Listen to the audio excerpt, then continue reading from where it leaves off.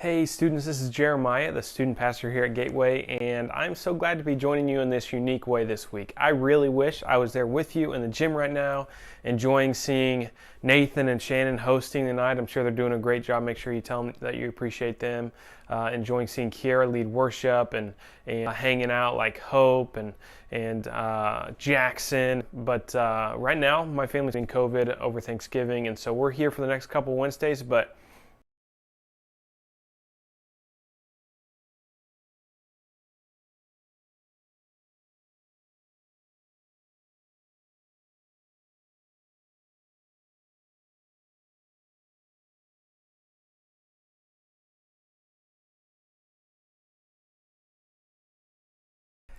hey students, this is Jeremiah, the student pastor here at Gateway, and I'm so glad to be joining you in this unique way this week. I really wish I was there with you in the gym right now, enjoying seeing Nathan and Shannon hosting tonight. I'm sure they're doing a great job. Make sure you tell them that you appreciate them.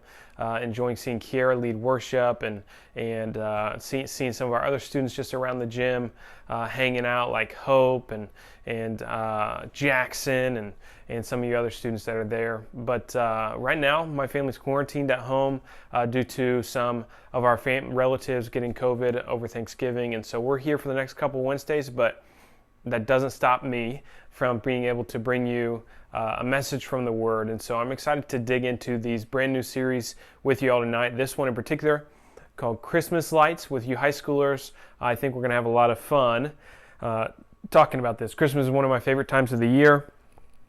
And so while I miss you guys, I'm excited to bring you the first one of these messages. I can remember whenever I was a kid driving around in our old 1994 Cutlass Supreme. It was this old white tank of a vehicle. Like, it sounded like this enormous hunk of steel and iron coming down the road. And I can remember there were four of us kids, Mom driving in the driver's seat, this blue velvet interior, us three, me and my two sisters huddled in the back under a blanket, my brother at shotgun because he's the oldest and always got the front seat. And the heater, it would kind of work, but it was pretty chilly. But we'd drive around and look at the best Christmas lights Effingham, Illinois had to offer, and we would enjoy that. And I can remember feeling like, as we looked at those lights, like Christmas is coming. And that means that these Christmas movie-like experiences are going to come into my life. I'm going to have all the good feelings, the hot chocolate, the chestnuts over an open fire. I've never had those in my life. All those feels that come around Christmas time, going out and looking at the lights, seem to just kind of raise those expectations of Christmas even higher for me. And you know, some of you probably have had or do have every year the same sort of experience going around St. Louis with your family looking at Christmas lights, or going back home to where your family's roots are from and looking at Christmas lights. But around here in St. Louis, there are some great places to go, right? Places like the Botanical Gardens. They do this really big thing called the Garden Glow, right?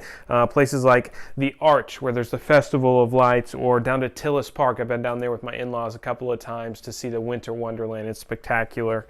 To Grant's Farm or the zoo, or to Candy Cane Lane or Snowflake Way. Maybe you've been to one of those places, looked at lights with your family, and just felt the feelings of Christmas kind of bubble up inside of you, and anticipation of this huge day we call Christmas, and that we celebrate in the church and really around the world. You know, and so then Christmas comes, right? And Christmas lights, though they have a way of building our expectations of Christmas, they give us all the feels. They make us think this is going to be the best Christmas ever. We're going to have that one, It's a Wonderful Life kind of feeling at the end of the day.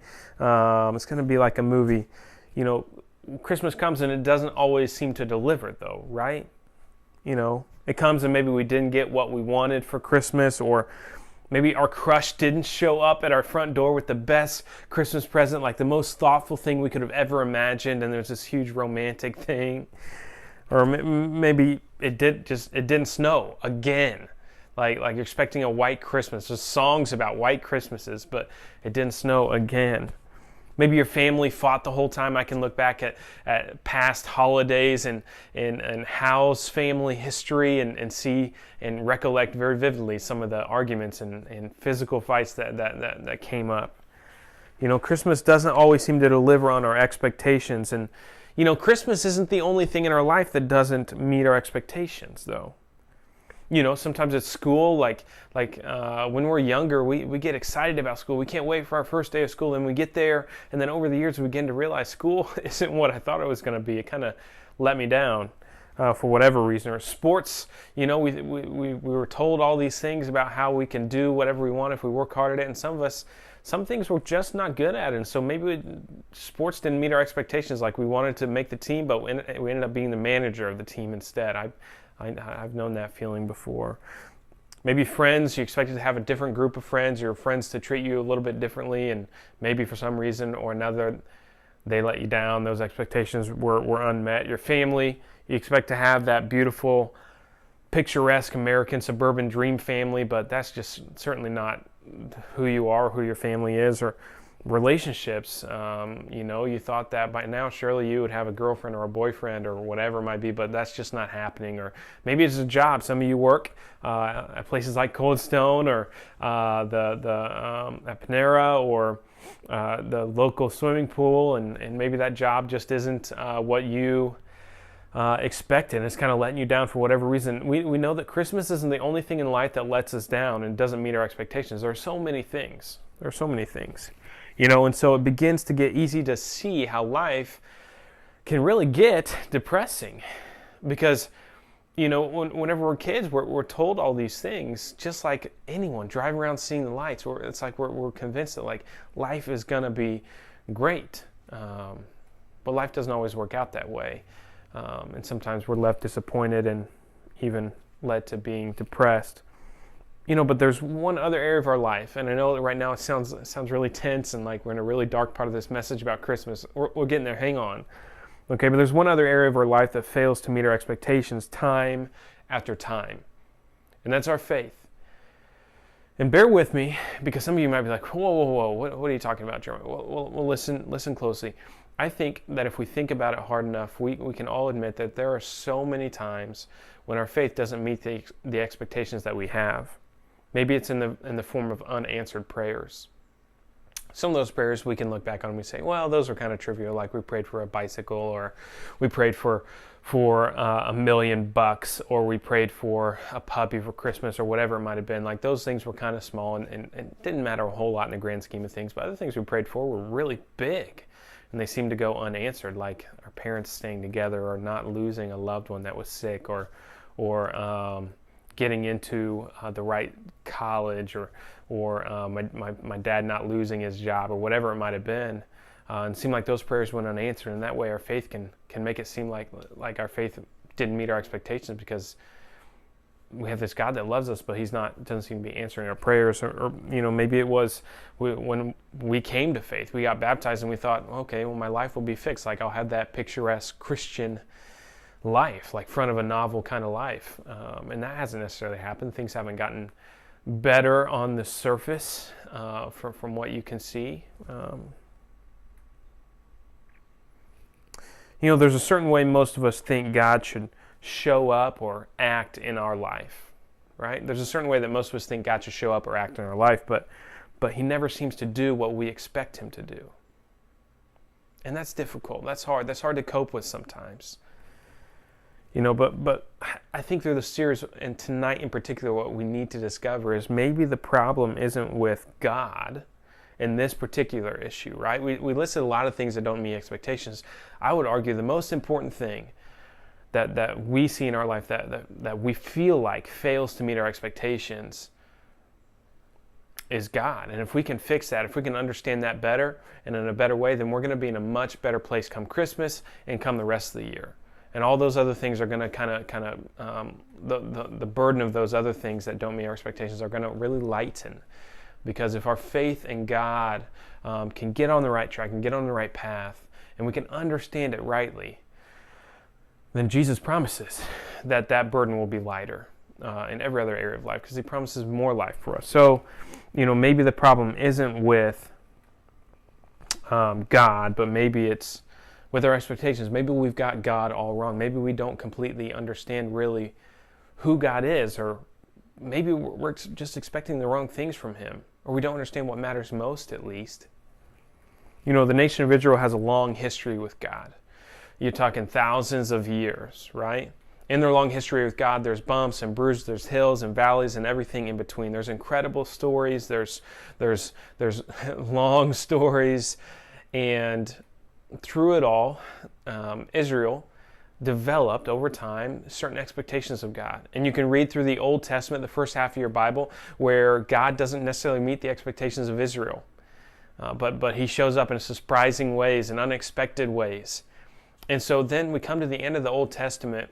The prophet Malachi finishes, and then there's from what Israel can tell, 400 years of silence from God, where he doesn't have a prophet writing things and speaking things, delivering messages directly from the Lord to Israel. And in that time, I imagine Israel felt like, God, you certainly are letting down us, our expectations. You're silent, you're falling short of what we expect of you. There's all these terrible things happening. The Empire of Rome came into power during that 400-year silence, and they came and they occupied Israel. They did terrible things. There was the desecration of the temple, and by the time we get to the Christmas story, Israel certainly is feeling like God has let them down, I'm sure. They expect him to be big, to be known, to be powerful, to be someone who can take over a situation, to be obvious, someone who no one in the world has any doubt who he is or how he's going to show up. He's going to be predictable, meaning that he's going to show up the way that we want him to and expect him to, and when we expect him to. That he's going to be, change things and make life the way that we want life. And maybe that's what Israel had on their mind, at least the way that they understood things. That God would come in and take over and remove these occupying powers and establish Israel as the most powerful nation on earth. But Israel is missing the most important part of who God is for us and for them, for all of us who are humans. And in the same way, the couple in the Christmas story could have, and by all human rights should have felt the same way, that God had fallen short of their expectations. Because if you don't remember the Christmas story, let me recount it for you really quickly, because I think it's true of this couple, Mary and Joseph. When you hear this story, think about this. Think about whether if you were in their shoes, you would have felt like God was failing you, like God wasn't meeting your expectations, okay? Because here's how the story goes, right? Mary and Joseph live in Nazareth, right? And they've grown up there, and they're betrothed to one another. But then angels show up to Joseph and Mary.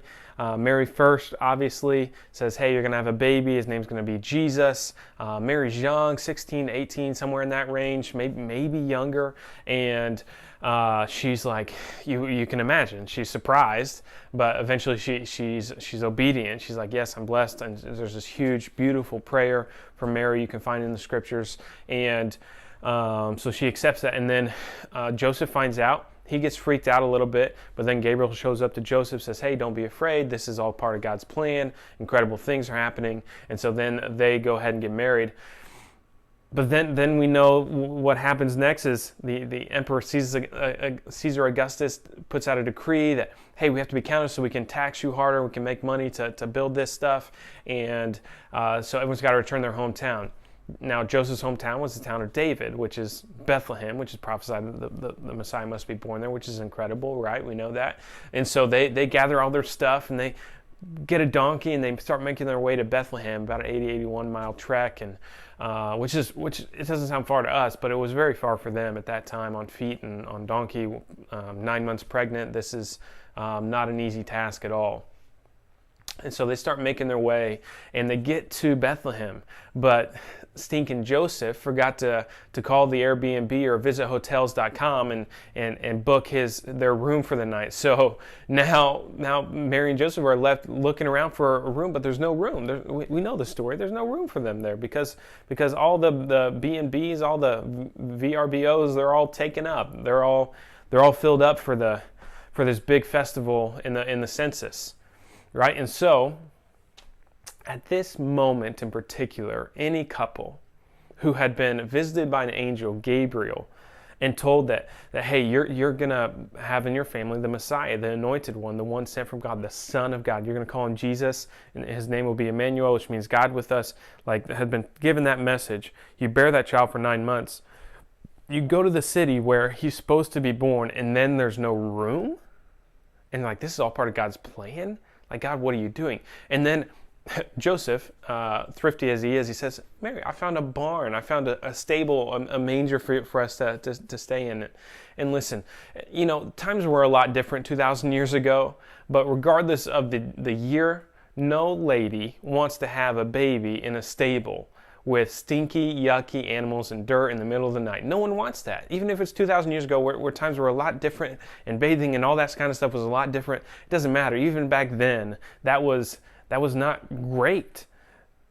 And so you got to imagine that they were thinking like, this is part of your plan, God? And in those moments, they're probably feeling things like,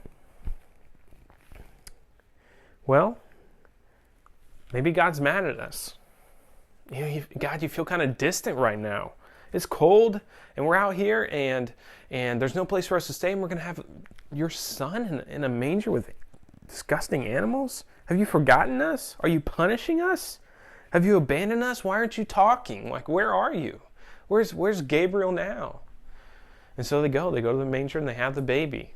But you got to imagine that moment whenever it would have been so easy for them to be like, God, you're failing to meet our expectations. For them not to understand that, listen, our expectations, God has no requirement to meet our expectations of him. God sets his own expectations. God tells us, shows us who he is, and we're expected to understand that and pursue him and get to know him better. And Mary and Joseph would have remembered and did remember. In Matthew 1:21-23, the angel Gabriel said, listen, yes, you are going to have the Son of God. His name will be Jesus, but you'll call him Emmanuel. And here's the most important part, the part that matters most for you right now and for the whole world. Emmanuel means God with us. And this Son of promise, this Messiah, will bring that promise to light in the world. And what matters most about God for you right now is that God is with you. And that's what you need to remember. And so when they remembered that, then they didn't have to worry that, listen, God, you're not meeting our expectations, because they understood that God with us means that, okay, if you're really going to be with us, you're going to understand that Joseph's a carpenter and Mary comes from the city of Nazareth, which is no big city. At one point in the New Testament, you hear that nothing good comes out of Nazareth because it's kind of a lowly city, right? Not a lot of rich people there, all that kind of stuff, right? They understood that God with us meant that he's not going to be this unreachable, born in a palace, sitting on a throne, wearing gold lace, like unattainable kind of God. He's going to be a God that's down with us, that we can relate to, that we can reach, that is here with us and for us. And so they would have understood that, okay, this seems a little crazy, but we trust you. We trust you because we don't set our expectations of you. You do. You do, and your promise is that you're with us. God is with us no matter what. No matter what we're going through. No matter what we're facing. No matter what our family looks like. No matter what Christmas ends up looking like. No matter what our grades look like at school. No matter what relationships we're stuck in or pursuing or feeling like we need. No matter what our friendships, how they're falling apart or whether they're great. No matter what's going on in our life, whether life's meeting our expectations or it's falling way short, whether we're feeling joyful or depressed, God is with us in it all. That's the promise of Christmas. That's the promise of Jesus in this world. Emmanuel, God is with us. Yes, it started at Christmas, but the Holy Spirit reminds believers all year long that we are never alone. This means that no matter your reality, God is with you in it. No matter how afraid you are of things going on in the world, and whether it's all going to work out in the end, God is with you. You don't have to figure it out on your own. No matter whether you got the part in the play or not, God is with you. You don't have to figure it out on your own. Listen, when Jesus came, he brought a light and let us see the parts that mattered most about God for us. Here's what it says. He says in John 8:12, he says, I am the light of the world. and light of the world. And one of the things that He, the light of the world, lights up for us is the image and the character and the expectations of God. And so because of Jesus, we can know what matters most about God for us, and that is that God is with us. So listen, if we let Jesus' light guide us, we'll never be disappointed in God. We'll never be let down by God. Because we'll always know this: He's right there with us. So this year, let those Christmas lights, as you're driving around with your family and whatever vehicle you have, as you bundle up under a blanket and you go and you visit Santa's Magical Kingdom or Candy Cane Lane, let those Christmas lights raise your expectations of Christmas for the right reasons, as a reminder of Jesus, the light of the world, God's promise to be with us. Students, I hope you have a great small group conversation, and I'll see you right back here for the high school message next week. Those of you online that watched, thank you, and I hope you have a great conversation with your parents, with your family. Peace out.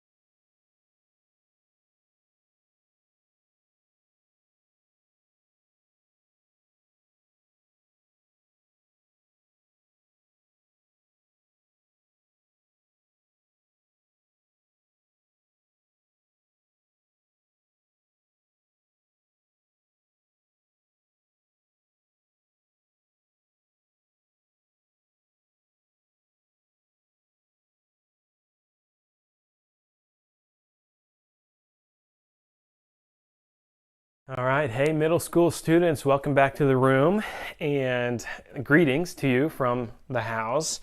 I wish that I could be there with you all tonight, but I cannot. My family is at home, quarantined because we had some relatives test positive for COVID over Thanksgiving. So we'll be here for the next couple Wednesdays, but I'm excited to bring the word to you in this unique way.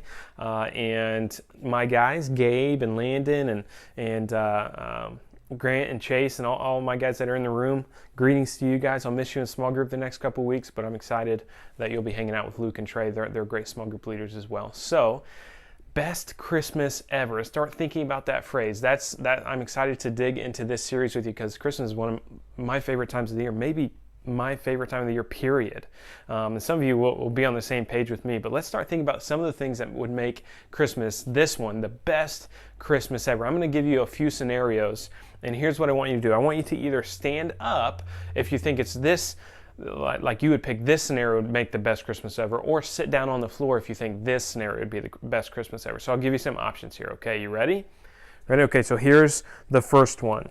All right, if you could either have unlimited hot cocoa or unlimited cookie. So stand up if you think unlimited hot cocoa would make the best Christmas ever, or sit down on the floor if you think unlimited cookies would make the best Christmas ever. Go ahead and do that. You know, for me, I think it would be unlimited cookies for sure. So I would be sitting on the floor on this one, right? I wish that I could see you right now to see what the answer was, but I can't quite see you yet. So here's the next one. How about what would make the best Christmas ever? All of your family sitting around the tree, right? Stand up if you think all of your family sitting around the tree would be the best Christmas ever, or sit down on the floor if you think having some quiet time alone in your room would make for the best Christmas ever. So stand up for all your family around the tree, sit down on the floor for quiet time in your room on your own.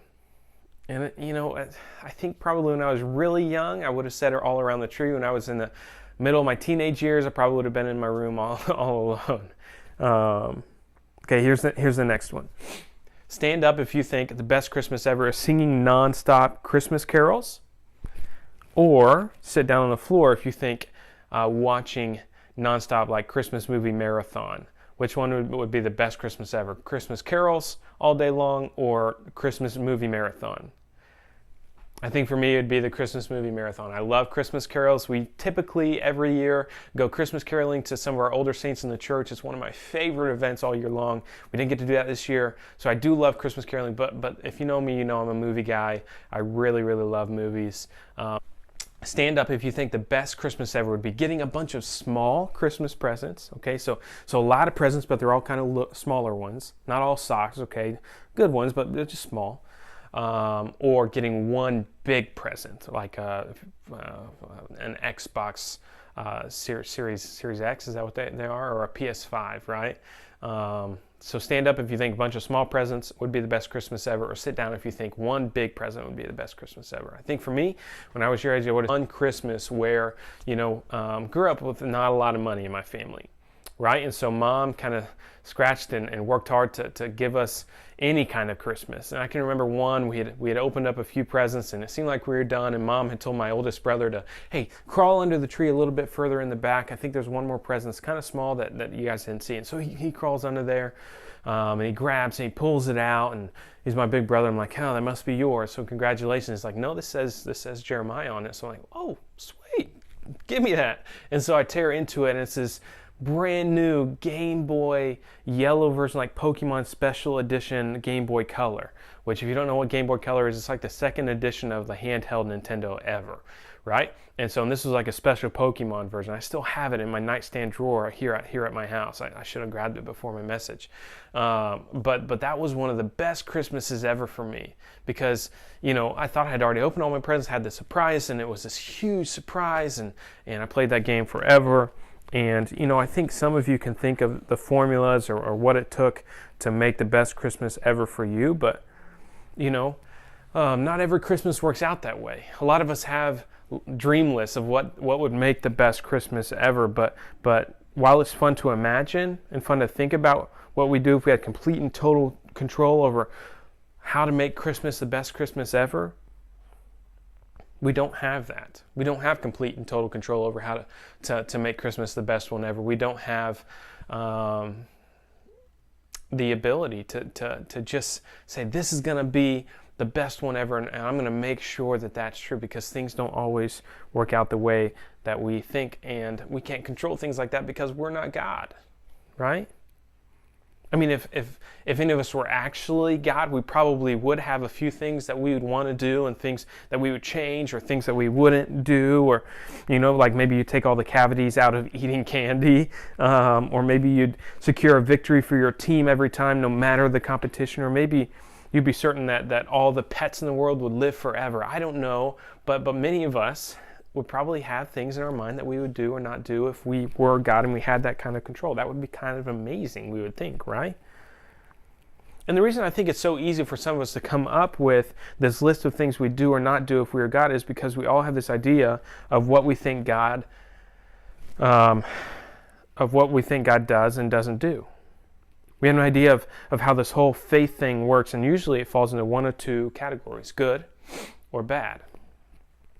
In other words, we think God will do something for us if we're good, or he'll do something to us if we're bad. If we're good, like if we go to church, we read our Bibles, we go to youth group, we treat other people well, we obey and respect our parents, then God will do good things for us. The more good stuff we'll do, the more good stuff God does for us in return. That's what maybe some of us think. It's kind of like this gumball machine. There's all these good things inside of it, but if we want one of the things out of it, we've got to put something good, like this coin, inside of it to get, let's see if it'll work, yeah, a gumball, I don't know if you can see that, out, right? And I'm not going to eat that right now, but, we kind of treat God like he is a gumball machine. And so we think put something good in, we'll get something good out. And when I was a kid, the vending machine was a main source of snacks at places like baseball games and hockey rinks and hospitals, especially hospitals. When we were had long waits in the waiting room and emergency rooms, the vending machine was the place to go. You get the right code and you put it in, and you get your good stuff out. And listen, we think that God rewards our good choices and behavior. That's what we think faith is all about, really. And not just in middle school. Some of us think that much further on in life. And then on the flip side, we think if we do something bad, God's going to be mad at us. Like he rewards us for the good things we do. We assume he's going to take away or punish or distance himself from us if we do bad things. And so we kind of treat God like he's an angry adult. And we think he's just watching and waiting and trying to catch us breaking a rule or messing up. And when he does, he's definitely going to punish us. At least that's what we think. But listen, can I tell you something? I don't think either of these things really represent who God is. And I don't think they represent how faith works, because these ideas of the way God works, they're all about our behavior. In other words, we think our relationship with God is based upon our behavior, but that's just not true, students. Honestly, I understand why. It's because that's how many relationships work. Many relationships work by we do good, you do good back to us in return. Right? When you blow off your chores on purpose, you get grounded. When you do something kind for a friend, they include you in more group hangouts. When you do something mean, those same friends might start leaving you out on purpose. When you do well in your assignments, your teachers give you an A, but if you do poorly and don't turn in your homework, you get an F. Like, that seems to be how life works. And so our brain takes all that information in, and then we apply it to every area of life, including faith. But faith is different. God is different. Our relationship with him is not based on our behavior, because if it was, we would be so far from him. Because for as many good things we do so many more not good. Now, I don't know about you, but that doesn't feel like much of anything to celebrate at Christmas. Right? A God who's for us or against us, depending on our behavior, how we act. But what if our relationship with God was different than all other relationships, like I've been saying? So let's dig into that, okay? for the next few minutes before you go back to small group. Let's take a look at something a guy named Matthew wrote a long time ago. It's found in the New Testament of the Bible and in a book that we now call Matthew. Okay, it's one of the Gospels, which means it's one of the stories about the life and the ministry of Jesus, right? And so this guy Matthew actually knew Jesus in person. He walked with him. He did ministry with him. He's one of his disciples, one of his apostles. And to start his book, Matthew gives a pretty interesting look into how Jesus came into the world.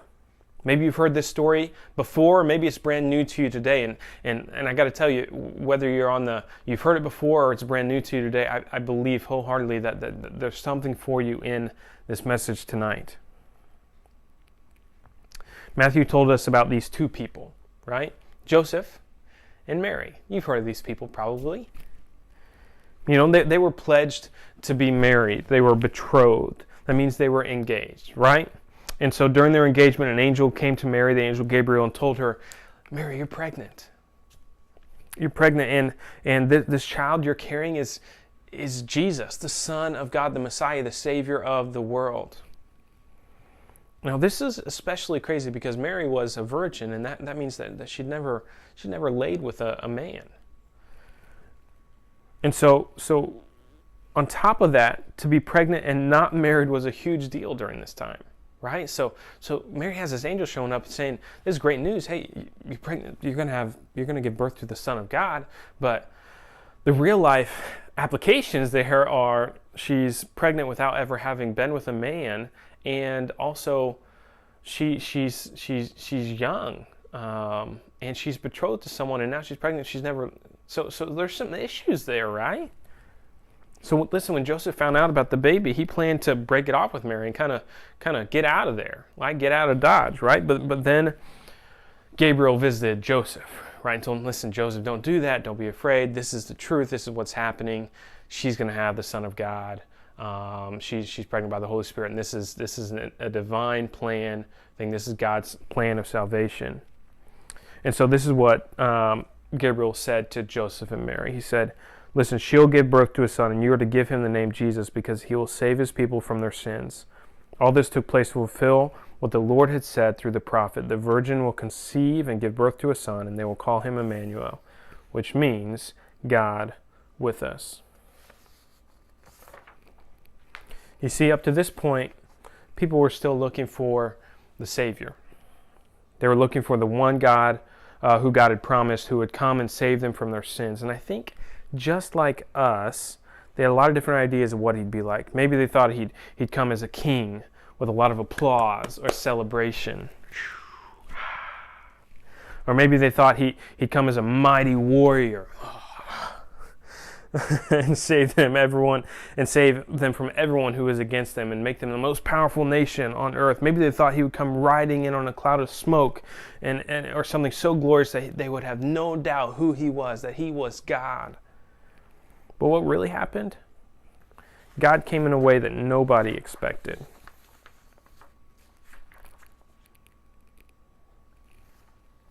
Right? He came as a baby to a young, poor couple from Nazareth. No glamour, no celebration, no special attention. Just Jesus, quietly coming to earth to save us, to love us, to show us one really important thing that the angel reminded Joseph. God is with us. That's why he came. God came to the world to be with us. And this is so important because up to this point, people saw God a lot like we sometimes see him now. Distant, far away, unreachable, only concerned with the way that we act. There to reward or punish, and that's it. When people see someone like that, then it becomes hard to become close to that person, really, really close. But the promise of Christmas isn't that God came to do whatever we want him to do. It isn't that he came because he wants us to behave a certain way. This is what's beautiful about the message of Christmas. He came because he simply wants to be with you, with me. So that's a pretty big deal. I think we've all come to understand what it means to be with someone in a different way this year, right? with COVID and everything going on, we've had to be separate from friends and family and do things online over a screen. And we've come to understand the value of being with someone in presence. And God understood that long before creation.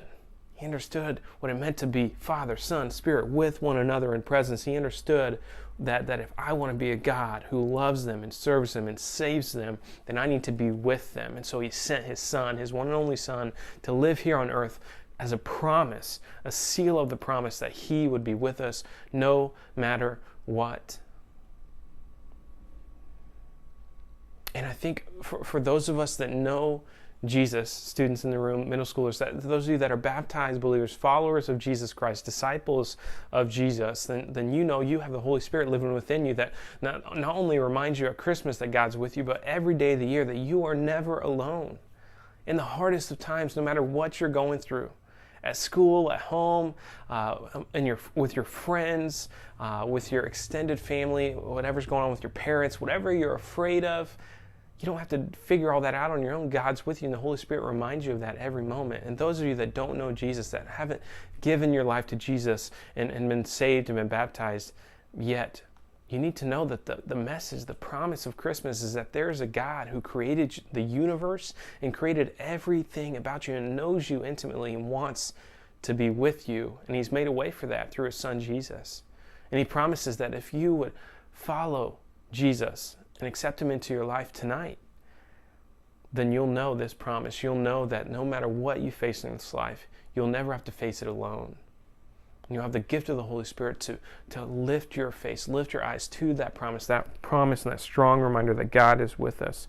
And that's what makes Christmas, everyone, this one especially, because it's the one right now, the best Christmas ever. So what does this mean for you? Here's a few things, okay? One, remember that God's with you. Don't ever forget. Start with this. For some, Christmas is hard. It means anything but merry and bright, but it's important to know that God is with you in it. He chose to be with you when your family is fighting, when you're bored at home on break, okay, when you're having fun in an ugly Christmas sweater party, when you're feeling disappointed. God is with you in all those moments, and that's worth remembering this year. Here's the next thing. Here's what it means. Spend time with him. He gave everything up to spend time with you. Spend time with him, students. And all this Christmas craziness, make time to spend with God. Read the Bible, pray, listen to music, journal. Separate yourself for even a few minutes a day to spend time with God. After all, that's why he came, to spend time with you. And lastly, spend time with other people. I know that might look a little bit different right now, but see the value in being with other people when you're with them. That means when you're sitting down and you have a chance to sit around the tree with your family, put your phone or your tablet or your DS away and just be with those people, because God sees the value in it and he wants you to see it too, of how it can increase and add to your life, whether it's your family, your friends, your teachers, your team, your fellow thespians, whatever it is. See the value in spending time with those people. Remember, God is with us. And this Christmas, I think that's the best news ever. Now, you're going to get a chance to head to small group and talk about this a little bit more. Remember, my guys are going with Trey and Luke, but I hope that you guys can have some fun talking about what makes Christmas the best Christmas ever, and remind each other, hey, the promise, the message of Christmas is that God is with us. And that's really what makes this the best Christmas ever.